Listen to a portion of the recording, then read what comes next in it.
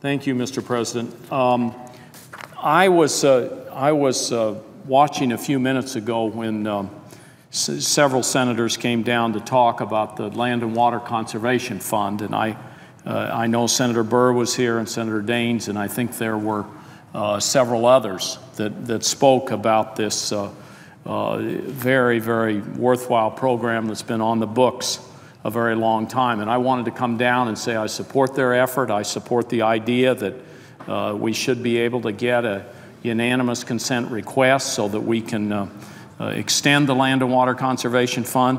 I thought I would talk, first of all, just a little bit about the history, because my father was one of the people that actually worked with the Congress to create the Land and Water Conservation Fund. Stuart Udall, back there in the 1960s, worked with Wilbur Mills in the House of Representatives and a number of other members of Congress. And the idea at the time was, here we had these resources, offshore oil, where we were taking a resource that was irreplaceable. The idea, once you use it, it's gone. And we're saying, why don't we dedicate some of those resources to permanent protection of land, of parks for the American people. And so that was the idea behind it, and it was endorsed by a commission, a nationwide commission of very distinguished Americans who said, we aren't keeping up with the amount of parks and other public lands that our growing population needs. And we all know, at the time we knew this, the American people love their parks. The same is true today.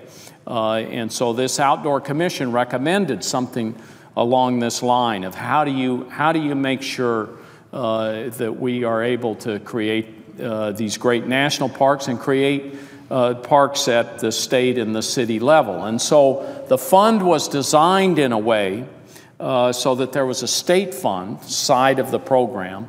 And in the state fund side of the program, you could take dollars that were dedicated to the state program, these would be federal dollars, and match them at the state and local level and create a park. And so if you go today in most of your communities and drive around and you see a beautiful park, you go and look at the plaque, and most of the time that plaque will say, done in cooperation with the Land and Water Conservation Fund.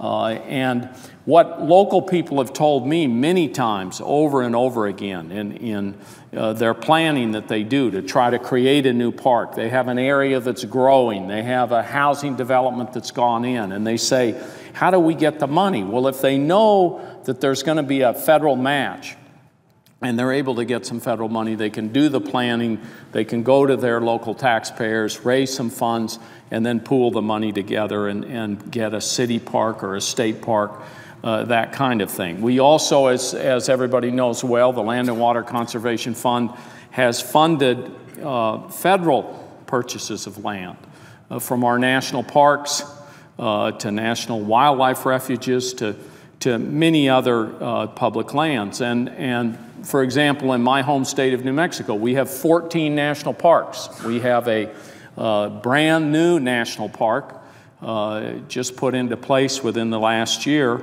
called the Valles Caldera National Preserve, which is one of the newest parks in the country. And here you have about 89,000 acres, which is a collapsed volcano that has been used in many different ways in the past, but now is available for hunting, fishing, camping, and all sorts of outdoor recreation. So this is something that the people of New Mexico know, and I think that the crucial point to make here is the economic one.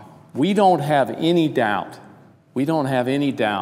that investments in parks and wildlife refuges and other federal lands create many jobs outside those parks. They create jobs in the gateway communities, but they create jobs in the outdoor industry. And we've seen with 2 national monuments that were just created in New Mexico big economic growth 6 months in a year after the creation of those monuments. And so this is something about the economic integrity of our communities. So we have this in 11 hours, less than 11 hours right now on the clock. The Land and Water Conservation Fund could expire. It's been in place for decades, and we could let it expire because of the gridlock back here. Well, we're not going to do that. And why aren't we going to do that? Because we have members on both sides of the aisle that care about this. And I just want to say a word about Senator Burr. I mean, I have worked with him very well. He's a member of the International Conservation Caucus here in the Senate. He's taken a real interest in conservation around the world, has been a real leader there. Senator Burr has been out front on this land and water conservation issue. He's led a letter to the various officials that 53 senators signed to say, we want the Land and Water Conservation Fund reauthorized before it expires.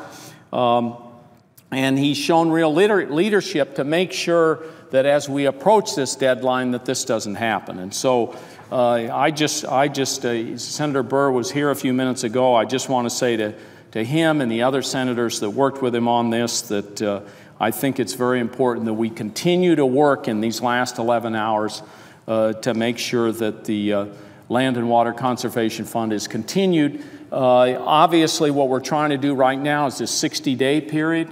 But as Senator Burr mentioned, the important thing is permanent reauthorization of the Land and Water Conservation Fund. And then the big task we need to get these presidential candidates to face is we've got to have the funding for it. It always had a funding level that was reasonable and rational and supported.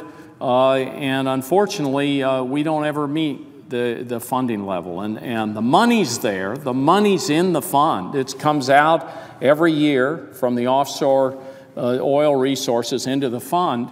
It's just taken for other purposes. And so we have to make sure that we get to permanent Land and Water Conservation Fund reauthorization and the funds in that are really going to make a difference. And I see my good friend Senator Casey here from Pennsylvania, and I know he's waiting in line. I'm sure you're going to hear some wise words from him. And so at this point, Mr. President, I would yield the floor.